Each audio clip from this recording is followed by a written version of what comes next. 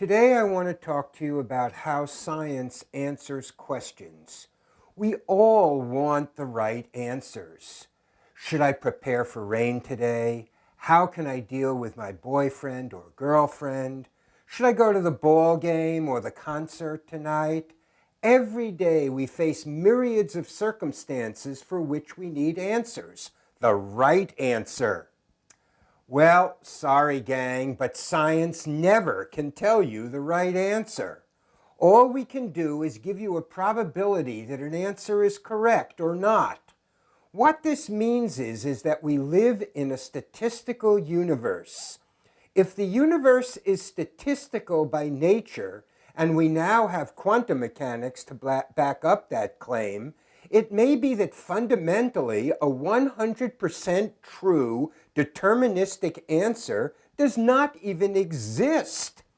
In this very real sense, the universe with its constituents is not a machine, but an indeterminate process. However, even if it is indeterminate, it is not a free-for-all, but constrained by certain boundaries. It is these boundaries that physics wishes to explore, quantify, and refine. So we have a problem on our hands.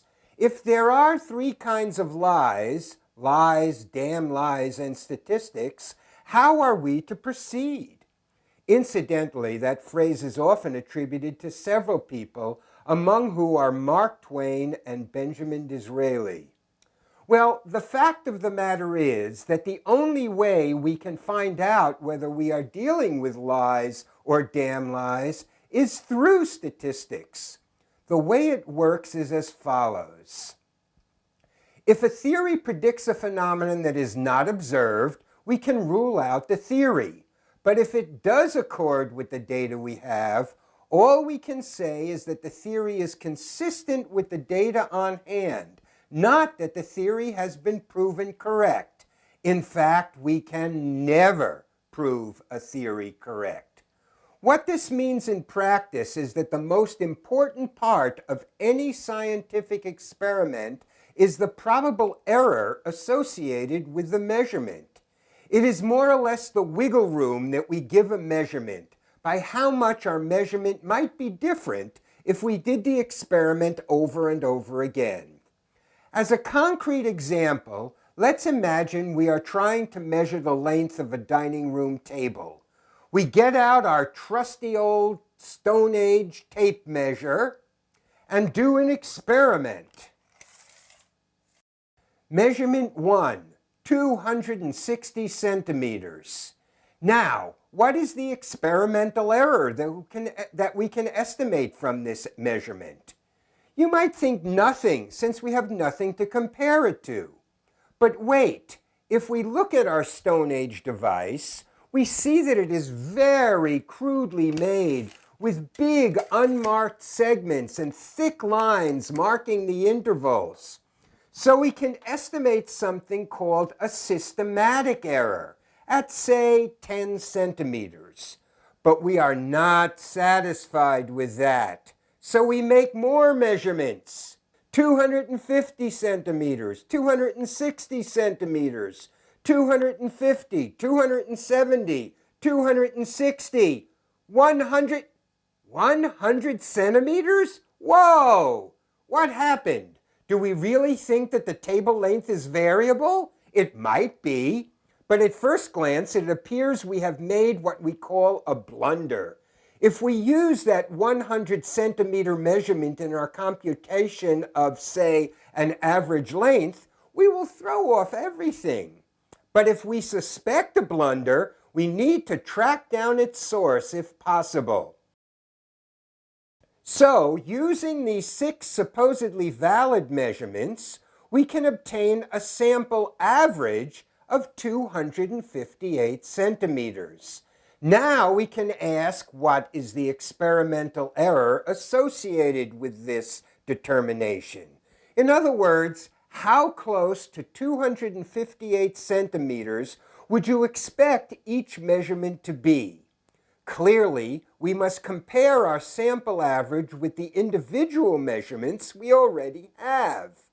Also, we sense that a measurement that's smaller than the average should count equally with a measurement that is larger. So we better square things first and then take the square root in order to avoid minus signs that would be associated with measurements that might be smaller than average. Thus, we expect that we need to take the following quantity. In other words, for each of our n measurements, we compare the actual measurement, x sub I, with the mean of all the measurements, x bar, and square it. Then, add all n results together and take the square root of the whole shebang.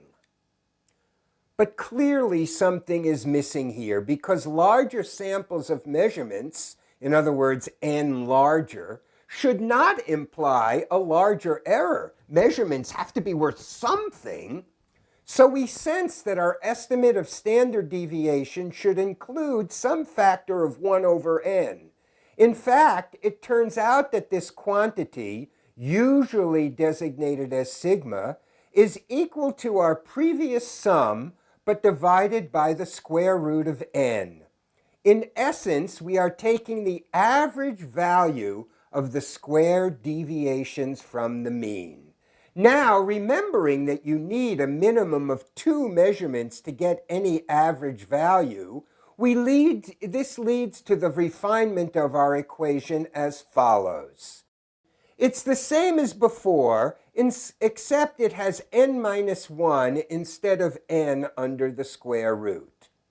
The value of this quantity, sigma, associated with a mean value, can be shown to have an astonishing property that 68%, or about 2/3 of all measurements you can possibly make, even into the future, will fall within plus or minus 1 sigma of the mean, as long as the properties of the phenomenon haven't been altered. To summarize, plus or minus 1 sigma contains 68% of all data measurements. Plus or minus 2 sigma contains 95% of all data measurements. And plus or minus 3 sigma contains 99.7% of all data measurements. That's it. It doesn't matter what you are measuring. You could be interested in the height of 25-year-old women in Borneo, a comparison of daily maximum temperatures of 2 cities anywhere in the world, measurement of returns on investment versus risk in financial markets, analysis of statistics of scoring in sports. All of these basically use the same ideas presented here. However, if the phenomenon has changed, or a new phenomenon is somehow buried in the data, a smaller standard deviation will enable you to detect it more easily. Let's get back to our table and fast forward to the 21st century. New devices now allow us to obtain much better precision in our measurements.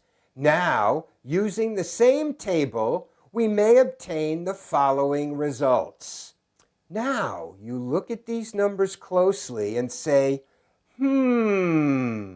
are we seeing something significant in the fact that the numbers seem to cluster around 258.65 and 258.85?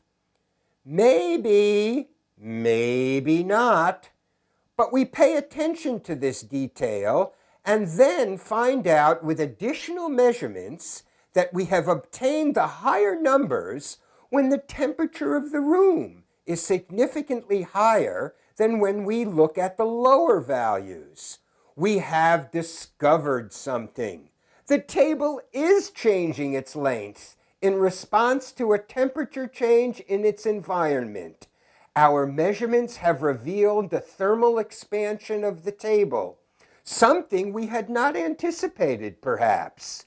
And X-ray astronomy, as we shall see, is filled with surprises of this sort.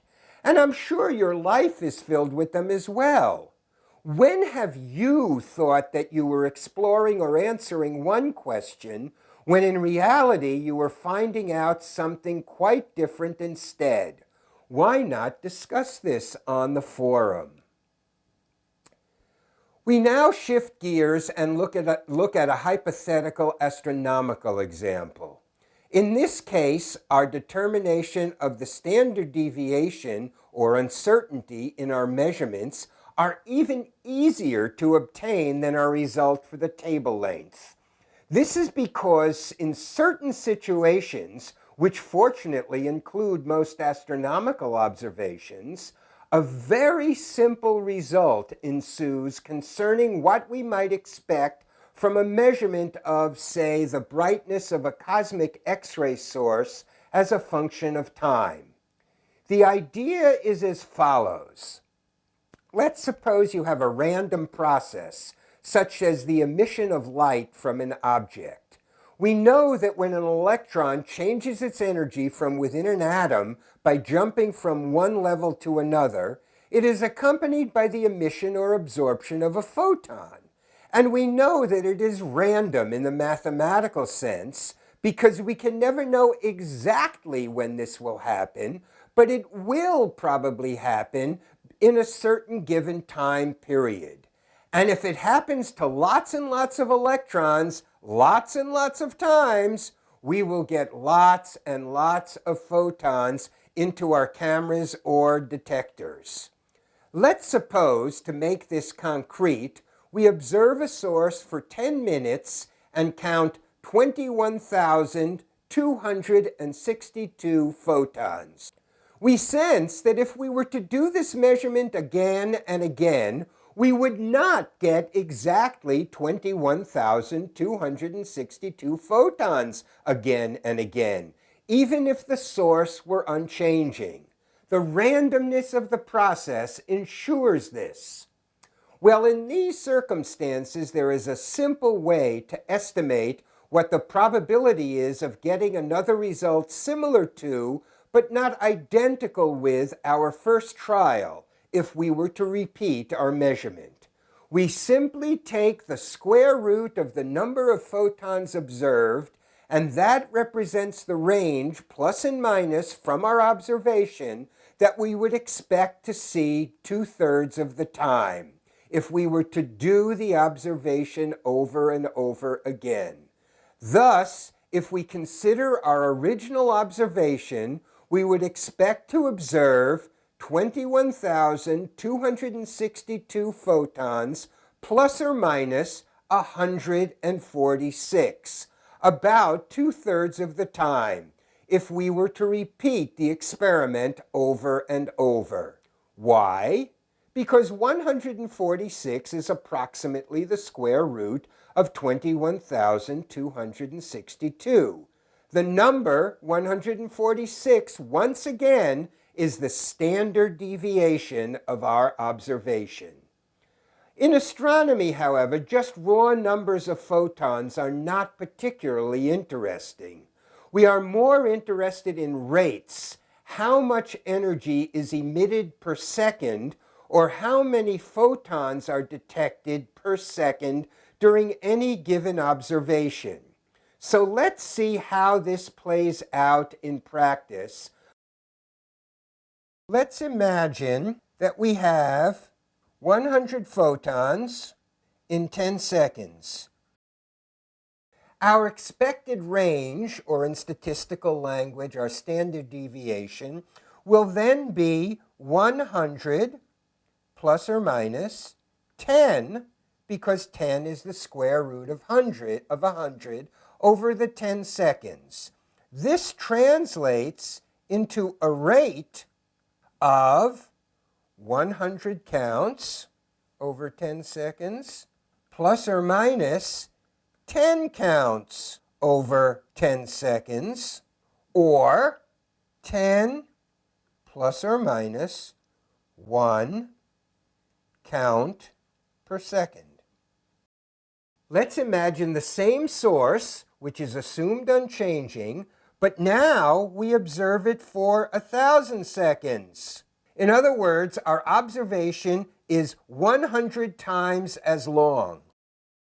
Since we get 100 counts in 10 seconds, we would expect to get 10,000 counts in 1,000 seconds.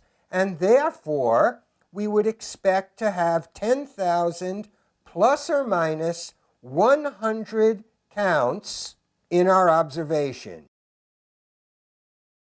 Our rate then would be 10,000 divided by 1,000 seconds plus or minus 100 counts in 1,000 seconds for 10 plus or minus 0.1 counts per second. Notice that we needed 100 times more data to get our standard deviation down by only a factor of 10. What a bummer. So, as you see, it can be slow going and sometimes very expensive to get better and better results. But it is the reason why scientists are always asking for more data, better detection instruments, and bigger telescopes. We will explore this important issue in greater depth in week 3 when we talk about clocks in the sky. But for now, we will just state that the size of the error bar, or standard deviation, may play a decisive role in what we can legitimately say about an astronomical source. Consider the following hypothetical data points measuring the brightness of an object versus time. So what we're going to do is we're going to plot the brightness of a source versus time, and let's imagine that we have the following points on our graph, something that looks like this.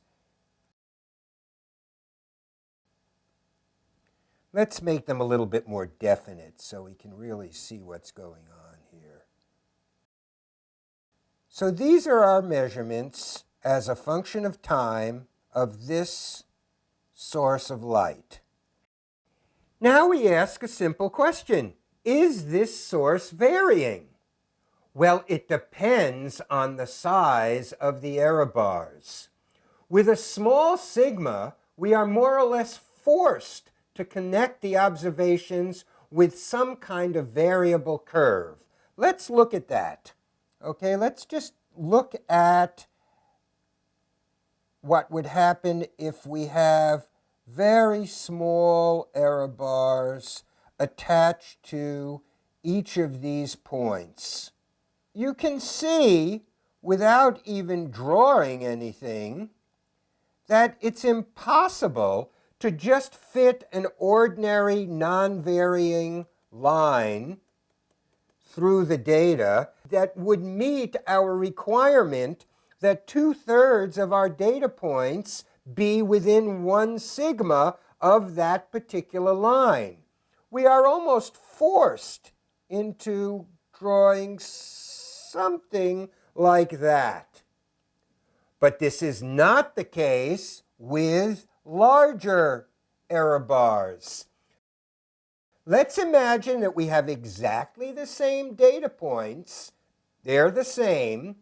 But now we have associated with each measurement, maybe because we're using a smaller telescope or our detectors aren't as good or whatever, now we imagine that associated with the same data are really, really big error bars.